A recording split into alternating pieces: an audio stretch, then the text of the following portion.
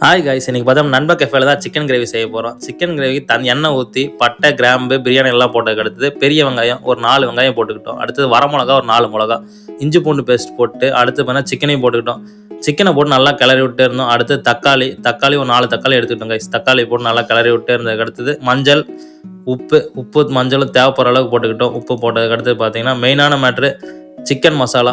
Chicken masala வந்து பார்த்தீங்கன்னா ஒரு 1 கேஜி அளவு சிக்கன் மசாலா போட்டுக்கிட்டோம். அடுத்தது பார்த்தீங்கன்னா வெறும் மிளகாத்தூள் நம்மளுக்கு தேவைப்படுற அளவுக்கு. அப்புறம் கரம் மசாலா, மல்லித்தூள் இந்த 3ம் போட்டுக்கிட்டாச்சு கைஸ், கரெக்டாக தேவைப்படுற அளவுக்கு. அப்புறம் போட்டதுக்கு அடுத்து பார்த்தீங்கன்னா கலர் எப்படி மாறினு உங்களுக்கே தெரியும். நல்லா கிளறி விட்டே இருந்தோம்.